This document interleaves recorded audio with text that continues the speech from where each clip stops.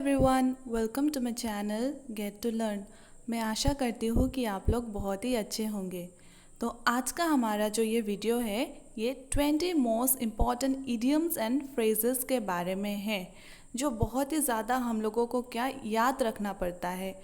तो आज मैं आपके लिए ये इडियम्स एंड फ्रेजेस थोड़ा इजी से एक्सप्लेन करने का ट्राई करूँगी ताकि आप लोगों को ये अच्छे से याद रहे। तो चलिए let's start the video. First question क्या है? At the 11th hour. At the 11th hour का मीनिंग क्या होता है? इसका मीनिंग होता है at the very last moment. Okay, इसका मीनिंग होता है कि कोई चीज़ आप एकदम एंड मोमेंट पे आके करते हो, तब उस पर बोला जाता है कि एट द 11th आवर। आप लोगों के लिए एक example, He postponed his trip at the 11th hour। बहुत लोग ऐसे होते हैं कि इन मौके पे आके अपना प्लानिंग जो है वो कैंसिल कर देते हैं। तो फॉर देम आप लोग यूज़ करिएगा कि he postponed or she postponed his trip or her trip at the 11th hour। Next question, grease someone's palm। grease someone's palm का मतलब क्या होता है कि आप लोग किसी का क्या कर रहे हो? आप लोग किसी को ब्राइब दे रहे हो, यानी घूस दे रहे हो। तो ब्राइबिंग जब किया जाता है वहाँ पे यूज़ किया जाता है ग्रीस समवन पाम, या जो हम लोगों को बहुत ज़्यादा आजकल गवर्नमेंट सर्विसेज में देखने को मिल रहा है, राइट। तो वन सेंटेंस हम लोग क्या कर लेते हैं कि you should not grease the palm of anyone to stop corruption. अगर हम लोगों को ये बंद करवाना है, अगर हम लोगों को करप्शन बंद करवाना है, तो हम लोगों को किसी को घूस नहीं देना है। We should not grease the palm of anyone to stop corruption. Corruption बंद कराना है तो ये हमें कभी नहीं करना है। नेक्स्ट क्वेश्चन या नेक्स्ट फ्रेज देख लेते हैं, क्रॉस वर्ड्स। क्रॉस वर्ड्स का मतलब क्या होता है कि आप किसी चीज़ से किसी से आप डिसएग्री करते हो। स्वॉर्ड का मतलब होता है तलवार, और क्रॉस वर्ड इससे हम लोगों को पता चलता है किसी चीज़ को हम लोग डिसएग्री कर रहे हैं।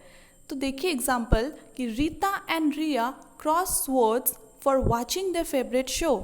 उन लोगों का फेवरेट शो अलग अलग है और अभी वो लोग क्या कर रहे हैं, उनमें झगड़ा हो गया कि अपने अपने फेवरेट शो को देखने के लिए। सो इन दैट केस हम लोगों ने क्या यूज़ किया कि Rita and Sita cross words for watching their favourite show. Next question, next idiom देख लेते हैं, to flog a dead horse. To flog a dead horse.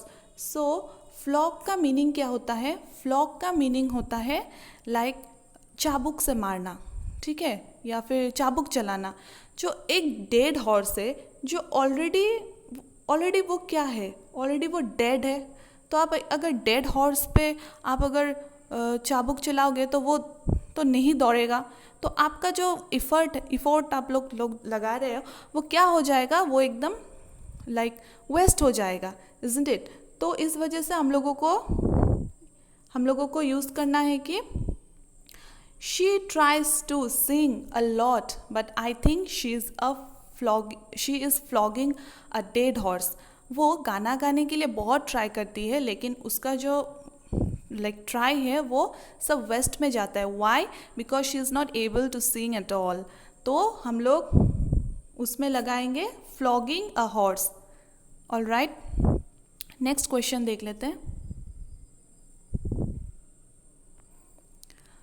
Where heart on sleeves. Wear heart on sleeves का meaning क्या होता है? Hurt का मतलब होता है दिल, इज़न्ट इट। तो आप दिल को अपने स्लीव्स पे पहनते हो। स्लीव्स पे अगर पहन रहे हो, इसका मीनिंग एक्चुअली में क्या है कि आप अपने फीलिंग्स को एकदम ट्रूली, एकदम खुल के आप एक्सप्रेस कर रहे हो।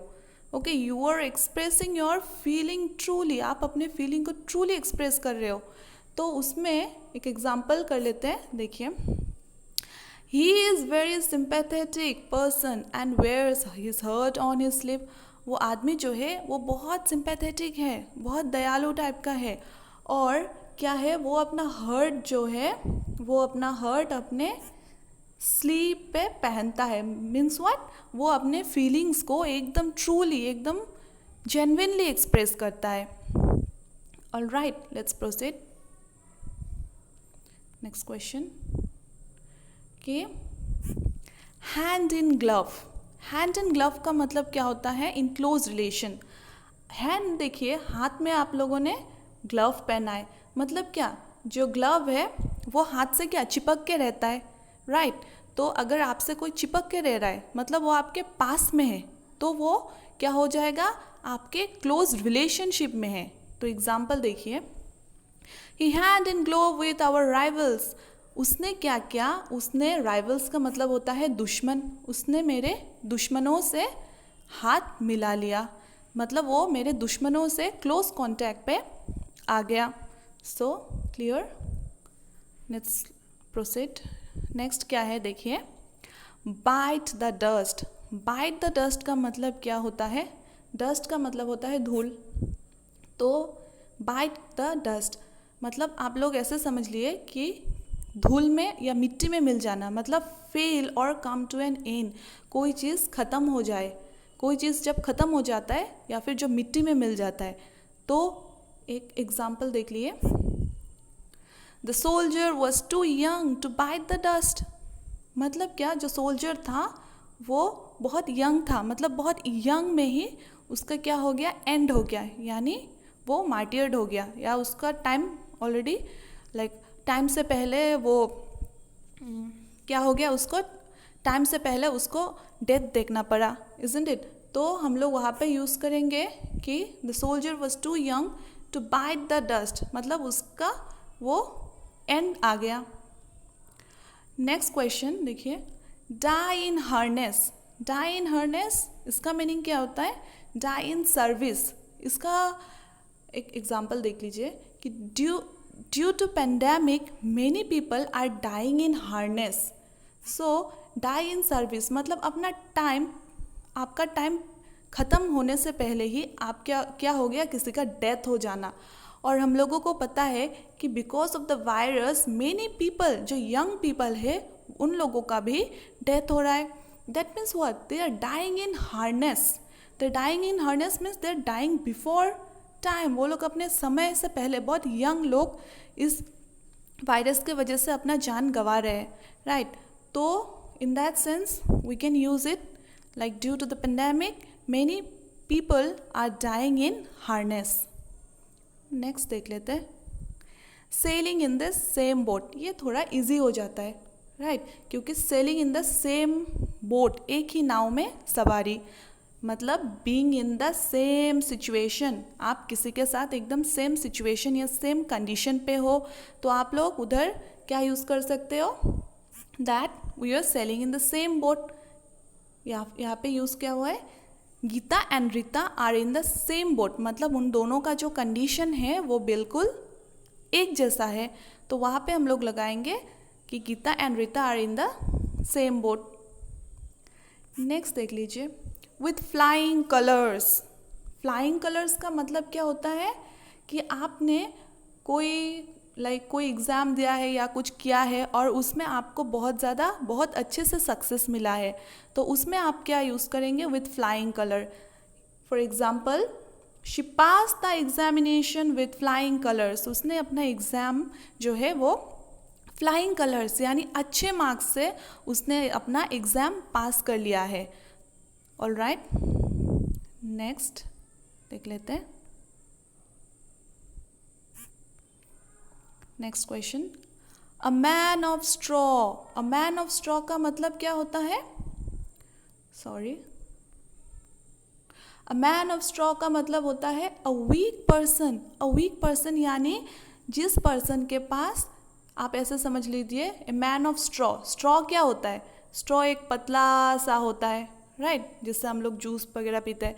तो वो क्या होता है, वो बहुत हल्का टाइप का होता है, इजंट इट। तो जो मैन ऑफ स्ट्रॉ है वो भी क्या हो जाएगा, he is a weak person, जिसके पास उतना साहस नहीं है, जिसके पास उतना करेज नहीं है, राइट तो हम लोग क्या बोलेंगे, that he is a man of straw, जो पर्सन बहुत वीक होता है और जिसके पास उतना साहस या फिर उतना करेज नहीं होता है।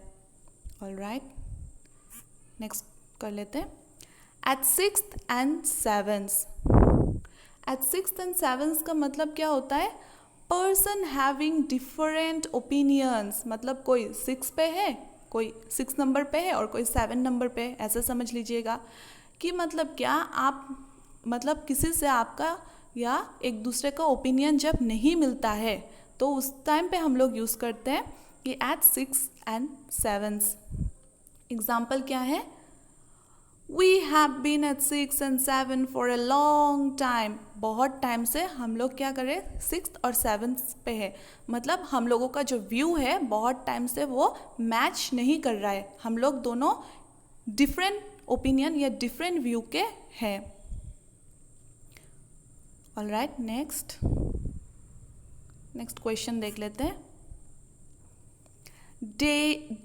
डॉग डेज ऑफ समर, ये थोड़ा आपको आइडिया मिल गया होगा कि डॉग डेज ऑफ समर का मतलब क्या होता है, गर्मी का, समर मतलब गर्मी का सीज़न, राइट। तो गर्मी के सीज़न पे डॉग डेज मतलब जब जिन दिनों में बहुत ज़्यादा गर्मी पड़ता है, the hottest days of summer season. तो क्या होता है कि यहाँ पे एग्जाम्पल यूज़ किया है, we feel very lazy during the dog days of summer, जब बहुत ज़्यादा गर्मी पड़ता है तो क्या होता है, हम लोगों को ज़्यादा काम करने का मन नहीं करता है और हम लोग बहुत ज़्यादा लेजी फील करते हैं। तो इसलिए वहाँ पे हम लोग ऐसे यूज़ कर सकते हैं कि dog days of summer, we feel very lazy during the dog days. Dog days मतलब जब बहुत ज़्यादा गर्मी पड़ेगा, बहुत ज़्यादा गर्मी वाला दिन। ऑलराइट, नेक्स्ट देखते हैं। पुट ऑफ, पुट ऑफ का मीनिंग क्या होता है देखते हैं। पुट ऑफ का मीनिंग होता है किसी चीज़ को डिले करना।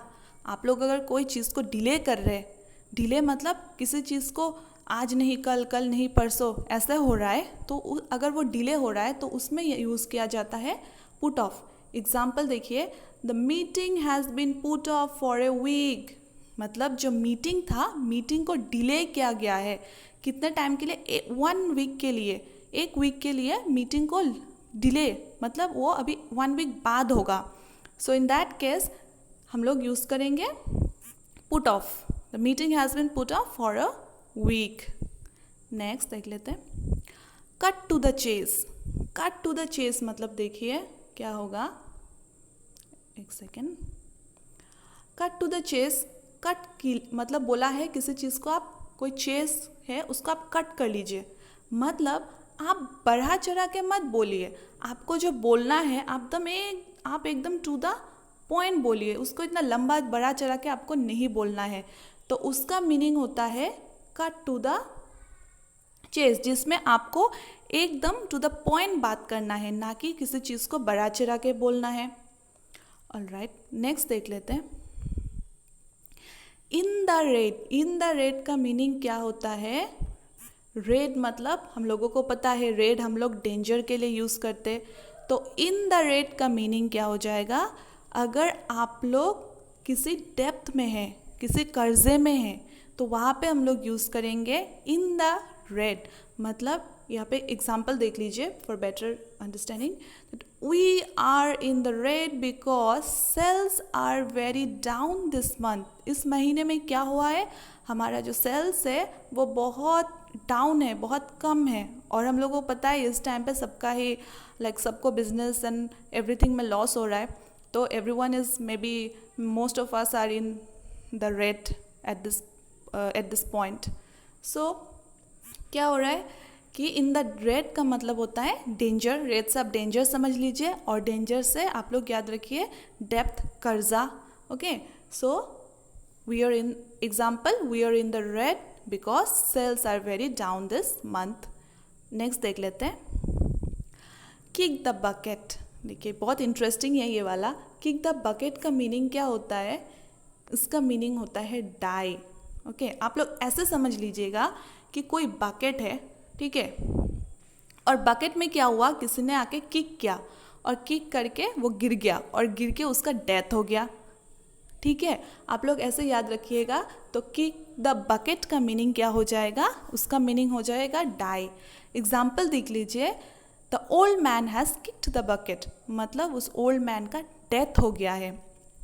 ठीक है, नेक्स्ट देख लेते हैं। Castle in the sky, castle in the sky का मीनिंग क्या होता है? इसका मीनिंग होता है कि कैसल, कैसल का मतलब होता है महल। ठीक है, जो महल्स वगैरह होता है, महल्स वगैरह होता है, तो कैसल का मीनिंग होता है महल। तो आप हवा में, तो स्काई यानी हवा में, मतलब हवा में तो आप महल नहीं बना सकते। इसका मीनिंग होता है कि ड्रीम्स दैट आर इम्पॉसिबल, जो ड्रीम पॉसिबल नहीं है, आप सिर्फ सोच रहे हो, आप सिर्फ ड्रीमिंग कर रहे हो, लेकिन आप उसके लिए कुछ काम नहीं कर रहे हो, सिर्फ आप सोच ही रहे हो, तो वो तो कभी भी आपका रियलिटी में नहीं होगा, कभी भी वो पॉसिबल नहीं होगा। तो तब उसको बोला जाता है कि building castle in the sky. Example देख लीजिए, don't just build castle in the sky. अगर आप लोगों को कुछ करना है तो सिर्फ हवा में आप लोग बिल्डिंग बनाएंगे या हवा में महल बनाएंगे तो ऐसा नहीं होगा। दैट मीन्स आप लोग सिर्फ सोचेंगे ही, कुछ उसके लिए काम नहीं करेंगे, देन वो कभी भी पॉसिबल नहीं होगा। नेक्स्ट क्वेश्चन देखते हैं। नेक्स्ट क्वेश्चन देखिए, not one's cup of tea, ये बहुत पॉपुलर है। ठीक है, not one's cup of tea का मतलब क्या है? नॉट योर टाइप, कोई चीज़ अगर आपके टाइप का नहीं है या आप उसके लिए नहीं बने हो तो उसमें यूज़ किया जाता है नॉट योर टाइप। मतलब यहाँ पे एक एग्जांपल यूज़ किया है मैंने, जैसे painting is not my cup of T, मतलब पेंटिंग जो है वो मेरे हिस्से का नहीं है, मतलब मुझसे पेंटिंग होगा ही नहीं, it's not possible for me. जो किसी के लिए नहीं होता है तो उसमें हम लोग यूज़ करते हैं not my, like painting is not my cup of T. अगर आपके लिए वो पॉसिबल है या आपके टाइप का है तब आप लोग यूज़ कीजिएगा कि it's your cup of T, उसमें नॉट मत लगाइएगा, उसमें यूज़ कीजिएगा that like painting is my cup of T. या फिर जो चीज़ आपके लिए पॉसिबल है या आपके टाइप का है तो उसमें आप लोग यूज़ कीजिएगा that this is your cup of T. Alright, next देख लेते हैं। Keep your chin up, keep your chin up का मतलब क्या होता है कि चिन का मतलब जो फेस का नीचे वाला भाग होता है, राइट। तो उसमें क्या होगा, आप उसको हमेशा अप रखिए। मतलब आप लोगों को कोई भी कंडीशन या कोई भी सिचुएशन आ जाए लाइफ में, आप लोग क्या कीजिएगा, उस सिचुएशन को चीयरफुली यानी पूरा जिंदा दिली से फेस कीजिएगा। उस सिचुएशन से हम लोगों को डरना नहीं है, हम लोगों को उस सिचुएशन में पूरा अपने आप को एकदम स्ट्रॉन्ग रखना है। तो इसी वजह से क्या बोला जाएगा, कीप योर चिन अप, अपना चिन जो है हमेशा, सिर आप लोग ऐसा समझ लगता है अपना चिन हमेशा ऊपर रखना है, इसको कभी भी डाउन नहीं करना है, चाहे जो भी सिचुएशन आ जाए। तो इसी वजह से यहाँ पे एक एग्जांपल देख लेते हैं हम लोग कि keep your chin up, we shall conquer this difficult situation. चाहे जितना भी अभी प्रेजेंट डे से तो हम लोग इसको ज़्यादा रिलेट कर पाएंगे कि चाहे जो भी हो जाए हमको अपना चिन अप रखना है, क्योंकि इस सिचुएशन को हम लोगों को जैसे भी करके कॉन्कर यानी इस सिचुएशन को हम लोगों को जीतना है, चाहे जो भी हो जाए। ऑलराइट, आई होप आप लोगों को समझ में आया होगा।